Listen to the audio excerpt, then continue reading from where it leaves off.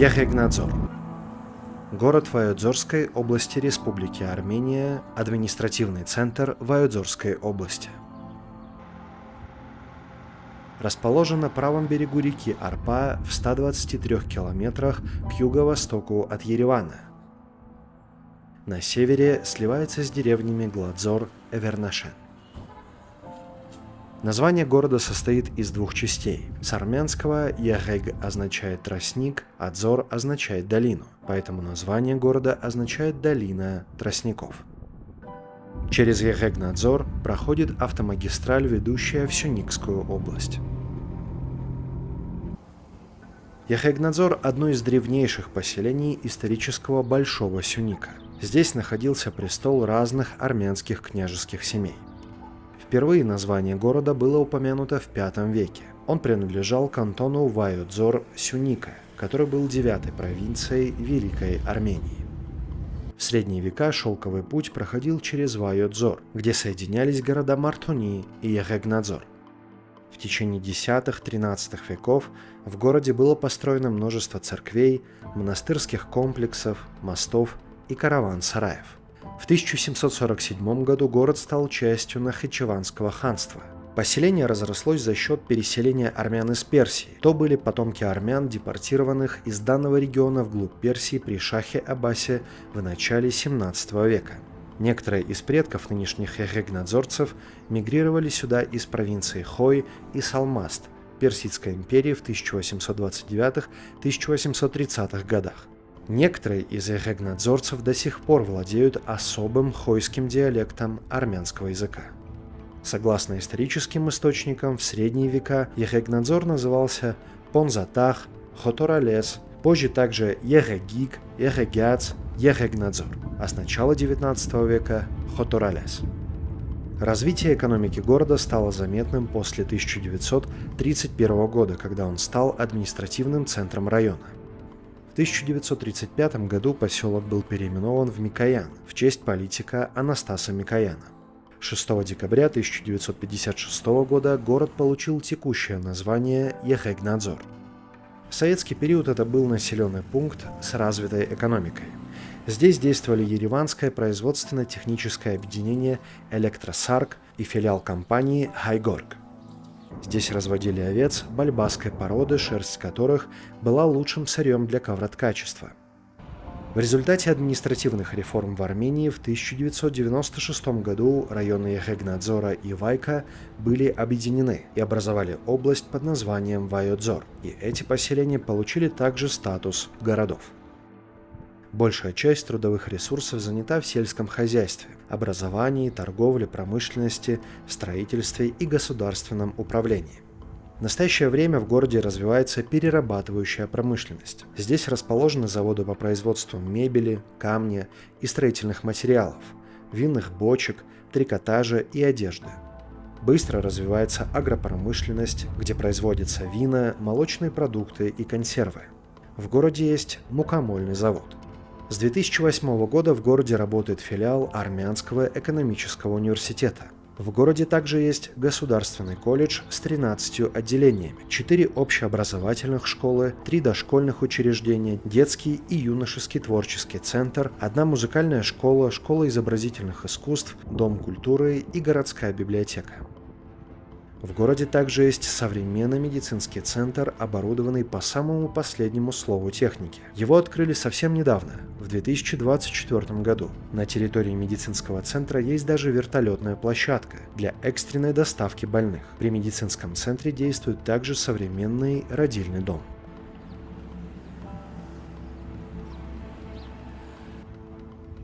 Ну а о городе и его современном положении расскажут сами жители Ехэгнадзора.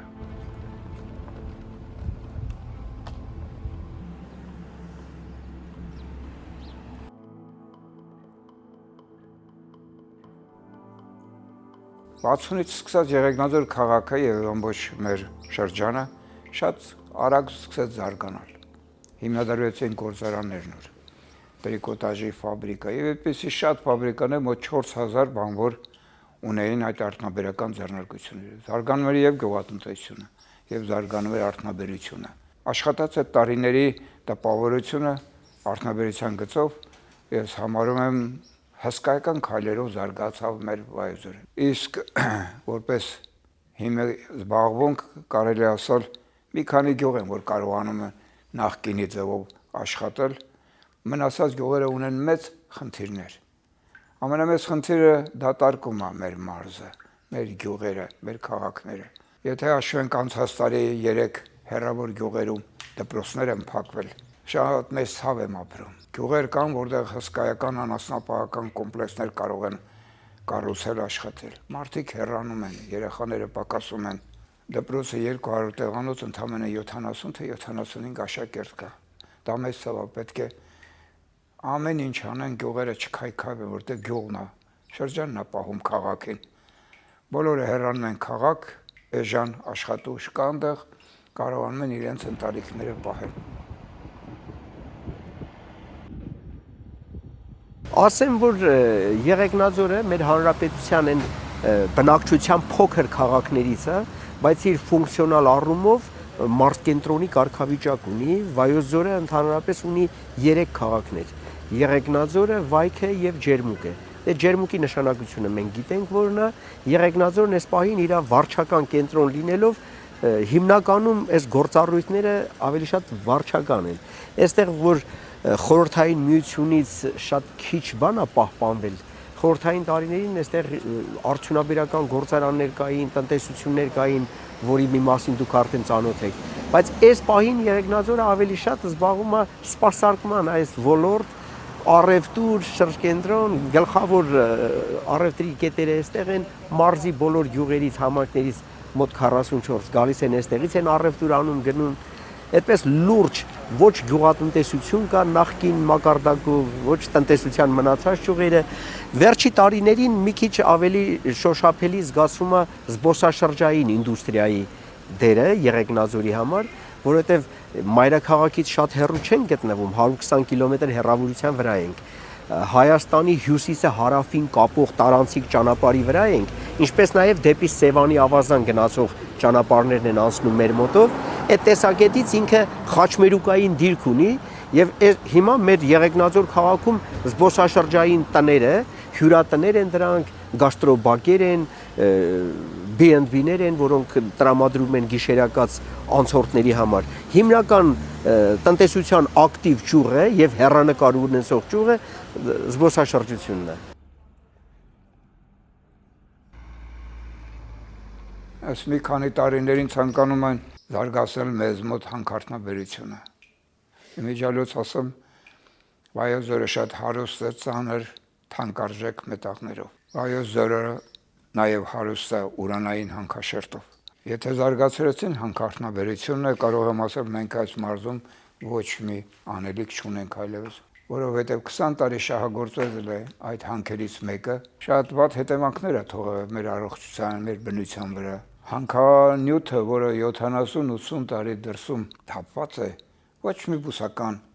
կամ կենդանական աշխարհ չի գոյանում մեջը։ Մենք հարց ենք տալի մասնագետներին, ինչու խոտ չի կանաչում այդ հողի վրա։ Ինչ որ մի մասնագետ մեզ ասած մի 300 տարի հետո հնարավոր կլինի այդ ծածկույթի վրա խոտ կանաչել։ Մեր ապրելու իրավունքը այս հողի վրա, մեծ պատմական հուշարձանները դնենք շերքի մի նժարին եւ մարդկություն բնությունը շերքի միշտ նժարի վրա դնենք հանքերը։ Ես հաստատ համոզված եմ, կարող ենք հաշվարկներով ապացուցել, որ այն բնակավարները, որոնք զարգանում են մեր մարզում, տասնյակ անգամ ավելի եկամուտ կտան, քան թե այդ հանքերը։ Սահմանադրությամբ հայտարարվում է, որ ընդերքը եւ նրա հարստությունը պետության բացառիկ սեփականություն են, բայց այդ բացառիկ սեփականությունները ոչ թե կոպեկներով ձրի տալիս են կանադական, ավստրիական, ես ինչ ընկերությունների,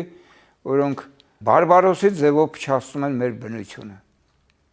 Կոնկրետ այսօր կան խնդիրներ, ախտալայի խնդիրը կա, սա ամենակարևոր խնդիրն է, որ կորոշի մեր մարզի հետագա ապագան, որտեղ այն հանքերը, որոնք շահագործում են եւ հիմա ուզում են շահագործել, գտնվում է մեր ջրային աղբյուրների ակունքում։ Ստիպված պետք է ժողովրդին բացատրենք որոշակի մարդկանց, որ առանց ջուր մենք չենք կարող ապրել։ Դա պարզագույն բանը, որ մենք առողջերի չենք կարող ապրել։ Դա մեծ խնդիր է։ Շատ բակեր ասֆալտապատ են դարձել, շատ տանիքներ փոխվել են։ Ճիշտ է, ունենք որոշ վթարային շենքեր, որոշ խնդիրներ, դրանք հերթականությամբ լուծվում են։ Բայց տեսեք, ես Եղեգնաձորի համար անելիքների մեջ էլի կարևորում եմ ինչ է։ Շատ կարևոր են մեր երկրի ճանապարհները ընդհանրապես տնտեսության զարգացման համար։ Ես հաճախ դրանք համեմատում եմ օրգանիզմի արյունատար անոթների հետ։ Եթե ճանապարհները լավն են, կապը համայնքների միջև, հարևան տարածաշրջանների միջև ակտիվ է, մաքուր ազատ համագործակցում են, այդ դեպքում տնտեսությունը կարող է արագ զարգանալ։ Իսկ եթե ճանապարհները վատն են, նշանակում այն տրոմբի երևույթը, հա, ոնց որ օրգանիզմը տրոմբ ունենալուց խնդիր է ունենում էլի վերջավորությունները։ Հիմա մեր տարածաշրջանում ճիշտ է, տարանցիկ ճանապարհը Երևան-Գորիս մայրուղին լավ կարգավորված է, բայց միջհամայնքային ճանապարհներում խնդիր ունենք, ես այս խնդիրն եմ առանձնացնում այս պահի համար, որ տեսնում եմ։ Բայց գիտեմ նաև, որ հենց այս տարվա ծրագրում ունենք Եղեգնաձոր, Գլաձոր, Վերնաշեն, մինչև Թանահատի վանք, Արգյազի Սուրբ Խաչ ճանապարհը պետք է հիմնանորոգվի։ Դրա համար շատ ուրախ եմ ոչ միայն ես, այլև մեր ժողովուրդը։ Եղեգնաձոր քաղաքը ինձ համար հայրենիքը սկսում է Եղեգնաձոր քաղաքից։ Իմ հայրենիքը սկսում է Վերնաշեն գյուղից, որը Եղեգնաձորի Վայոց ձորի մարզի գյուղերից մեկն է։ Իմ հայրենիքը սկսում է իմ պապենական տունը, որը պահպանվում է։ Իմ հայրենիքը դա իմ ապուպապերի գերեզմանն է, որը պարտավոր եմ ես սրբորեն պահպանել։ Իմ հայրենիքը իմ ընտանիքն է, որ այսօր ապրում է իմ կողքին, իմ երեխաներն են։ Երևի ամենաթանկարժեք մարդկային հասկացողությունը հայրենիքի բովանդակության մեջ դա ընտանիքս է։ Եվ ես այսօր իմ աշխատած ամբողջ ներուժը դնում եմ իմ Վայոց ձորի, իմ Հայաստան աշխարհի զարգացման, պահպանման եւ սերունդներին փոխանցելու վերաբերյալ։ Սա է իմ հայրենիքը, իմ հողուջուրն է իմ հայրենիքը։ Ի տարբերություն հանրապետության մյուս բնակավայրերի քաղաքների, ասեմ, որ մեր բնակչության թվով փոքր լինելը իր առավելությունն է։ Տարանցիկ ճանապարհի վրա գտնվելը իր առավելությունն է, այսինքն իր աշխարհագրական դիրքը այնպիսին է, որ մենք շատ հեշտ եւ հարավի հետ ենք կապվում, հա, մինչեւ Մեղրի, եւ հյուսիսի հետ, եւ Սևանի ավազանի հետ։ Այսինքն իր այդ խաչմերուկային դիրքը Եղեգնաձորը առանձնացնում է բոլորից։ Իրենից ոչ շատ հեռու գտնվում են շատ պատմական հուշարձաններ, սա իմ տարերքն է, որովհետև ես նաև զբոսաշրջության ոլորտն եմ ներկայացնում, հա։ Այստեղ հենց Եղեգնաձոր քաղաքում ունենք 3000-ամյա հնության Կիկլոպյան ամրոց, Քյոշկի ամրոցը, հենց քաղաքի մեջ։ Եվ ժամանակին մեր հին Եղեգնաձորը, Փոնձաթաղ, Կոտորալես ձևավորվել է հենց այդ ամրոցի 3000-ամյա ամրոցի հարևանությամբ շուրջ։ Այստեղ ավարայրի նահատակների հիշատակի ուրեմն կառուցված եկեղեցի ունենք Եղեգնաձոր քաղաքում, ոչ հեռու Մետաքսի ճանապարհի վրա 13-րդ դարի կամուրջ ունենք, մի փոքր հեռու Սպիտակավոր Սուրբ Աստվածածին ունենք, Գլաձորի համալսարանը ունենք, այսինքն այս բոլոր պատմական արժեքներով շրջապատված լինելը նույնպես մեր առավելությունն է։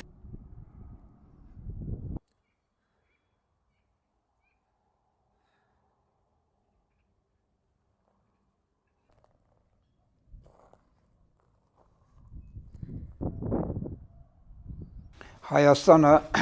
գրավիչ է դրսից եկող տուրիստների համար մի քանի մարդկային արժանինքներով, որոնք նաև ընդգծված են իմ Վայոց ձորում, իմ Եղեգնաձոր քաղաքում։ Հյուրընկալություն, մաքուր էկոլոգիապես մաքուր սնունդ եւ տեսարժան վայրեր։ Ես կարող եմ ասել, որ իմ Վայոց ձորում 6000 տարի առաջ գինի եմ ունեցել։ Այդ ժամանակ շատ ազգեր դեռ չէին կազմավորվել։ Եվրոպական պետությունները նույնիսկ գոյություն չունեն։ Իսկ Հայաստանում ունեցել ենք մենք գինու արտադրամաս, որը սրբորեն պահպանում ենք։ Եվ ամենակարևորներից մեկը, ինչպես ես ասացի, 12-րդ դարում աշխարհում 5 համալսարաններից մեկը գտնվել է Վայոց ձորում, Գլաձորի համալսարանը։ Նշանակում է իմ ժողովուրդը գիր, գրականություն, իմացություն վերադասել ամեն ինչից եւ կարողացել է հիմնել։ Կարևոր չի, որ դրսից պետք է գան։ Օրինակ Երևանից ցանկանում են գալ Վայոց ձոր, Չնաշխարհիկ ձորում հանգստանալ, սնվել, կտրվել աշխարհից եւ վայելել մեր բնության բոլոր առանձնահատկությունները։ Դե հայրենաճանաչությունը, ասեմ, որ ամեն հայի համար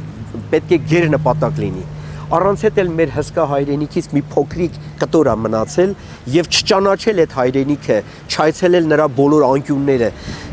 Ես ինչու կուզեմ, որ օտարները կամ մեր հայրենակիցները ուրիշ տարածաշրջաններից այցելեն Եղեգնաձոր, որովհետեւ գալով Եղեգնաձոր, գալով Վայոց ձոր, առաջինը հանդիպելու են հյուրասեր հայի տեսակին, հանդիպելու են շատ համով խոհանոցի, մեր Վայոց-ձորյան խոհանոցը շատ բազմատեսակ է, ասեմ, որ մինչև օրս էլ մեր ժամանակակից սերունդը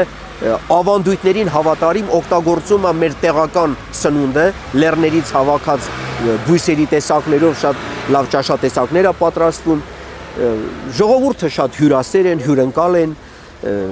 հարուստ պատմական հուշարձաններ ունենք, ինչ ասեմ, այստեղ ամեն ինչն է էկոլոգիապես մաքուր։ Մեր ջրերը լավն են, մեր մրգերը, բանջարը, մեր մոտով է հոսում նույնիսկ Սևանին սնող արփա գետը, արփայի ձուկը ամբողջ աշխարհը գիտի, իր համային տեսակները տարբերվում է։ Մի խոսքով, այստեղ առավելությունները շատ են։ Իսկ ենթակառուցվածքների տեսակետից չենք խեղճանում, այստեղ հիմա մեծ ներդրումներ է արվում, կառուցվում են մեծ հյուրանոցներ, հյուրանոցային համալիրներ, մեր Եղեգնաձորի հարևանությամբ Լելե հյուրանոցային համալիր կա Եղեգիս եւ Արփա գետերի մոտ։ Իսկ քաղաքում, բուն քաղաքում արդեն շատ են հյուրատները, շատ են գիշերակացի հնարավորությունները։ Այնպես որ մենք պատրաստ ենք ընդունելու հյուրեր ոչ միայն աշխարհից, այլև Հայաստանի Հանրապետության տարբեր տարածաշրջաններից։